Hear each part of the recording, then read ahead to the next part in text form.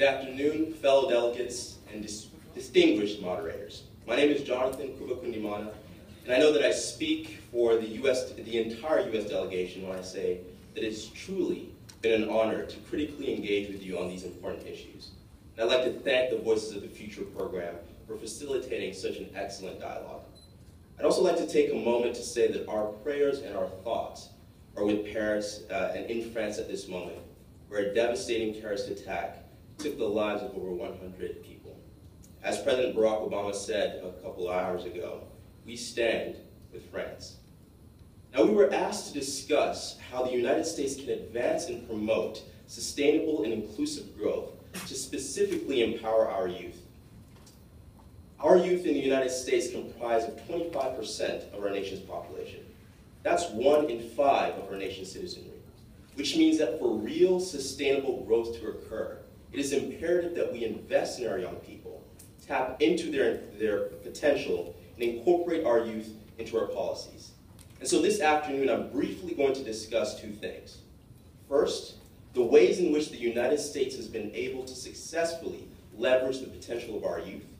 And secondly, the issues in which our youth are still currently advocating for, the issues that we believe are necessary for sustainable and inclusive growth. As youth, we are encouraged by the United States' commitment to encouraging and opening access to capital markets, which has allowed for increased investment in social entrepreneurship and the development of SMEs, which, as we discussed yesterday, are the drivers of youth employment and the backbone of our economies, from Silicon Valley to manufacturing. We also believe that good governance and political stability are the foundation for economic growth and development.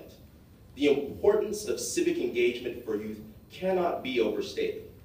Thus, the prevalence of youth in government councils and programs at the local, regional, state, and federal level, among other civic engagement initiatives, contribute to sustainable growth by informing our policymakers of our concerns, increasing political representation, and instilling the virtue and the possibility of public service in our youth.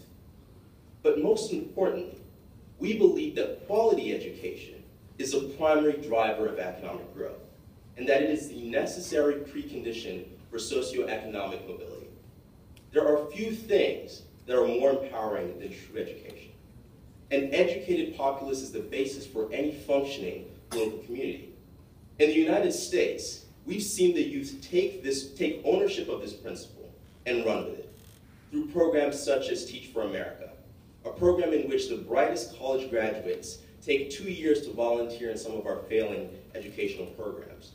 Programs such as My Brother's Keeper, a mentorship program for at-risk minority students or at-risk minority youth.